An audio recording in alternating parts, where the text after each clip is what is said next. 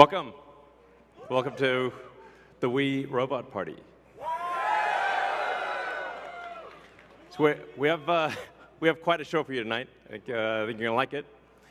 As you can see, I just arrived in the Robotaxi, the Cybercab. And there's 20 more where that came from.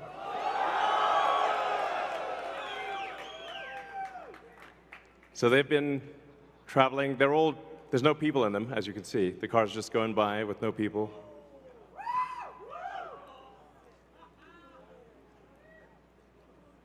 And we have 50 fully autonomous cars here tonight.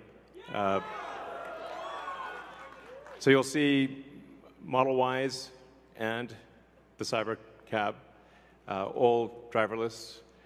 You'll be able to take a ride in the Cybercab. There's no steering wheel or pedals. So I hope this goes well.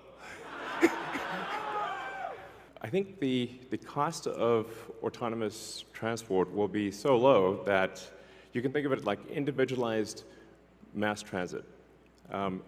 The average cost of a bus per mile for a city, not the ticket price, because that is subsidized, but the average price is about $1 a mile.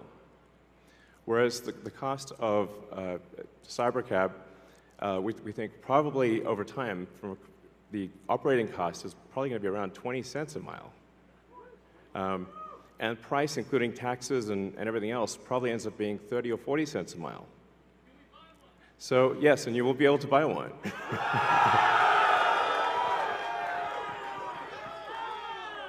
Yes, exactly. We expect the cost to be below $30,000. We do expect actually to start fully autonomous, unsupervised FSD in Texas and California next year. And that's with the Model 3 and Model Y.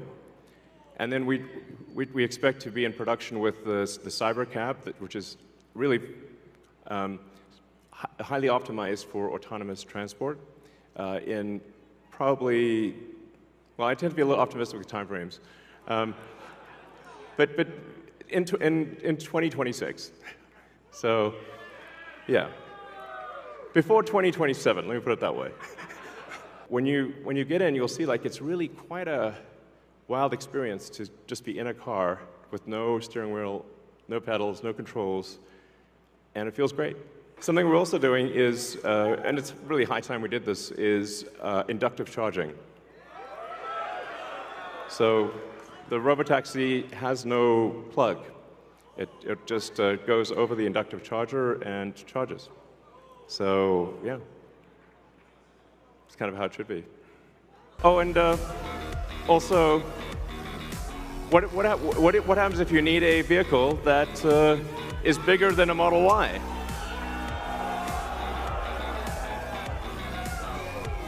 The Robovan. The Robovan is, we're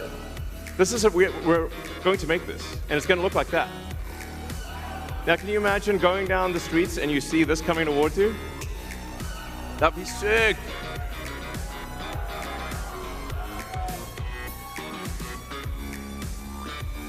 So this can carry up to 20 people, and it can also transport goods.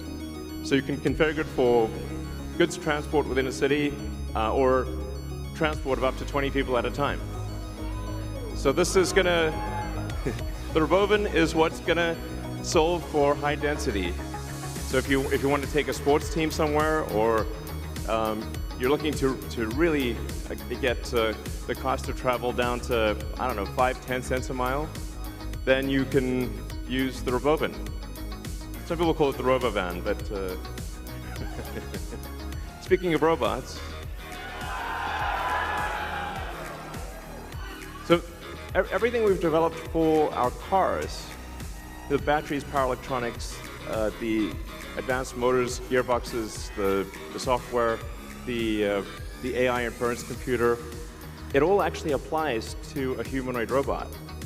So the same techniques it's just a robot with arms and legs instead of a robot with wheels. And we've made a lot of progress with the Optimus.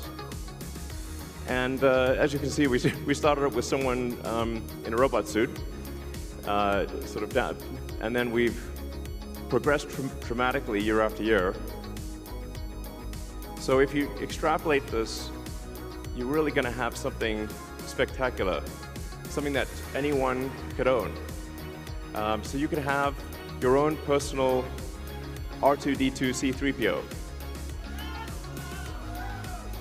And I think at scale, this would cost something like, I don't know, $20,000, $30,000. Probably less than a car, is my prediction, long term. Now, it'll take us a minute to get to the long term, but fundamentally, at scale, the Optimus robot, you should be able to buy an Optimus robot for, I think, probably $20,000 to $30,000 long term. So, and what can it do? It'll basically do anything you want. So it can be a teacher, babysit your kids. It can walk your dog, mow your lawn, get the groceries, just be your friend, serve drinks. Whatever you can think of, it will do. And yeah, it's going to be awesome.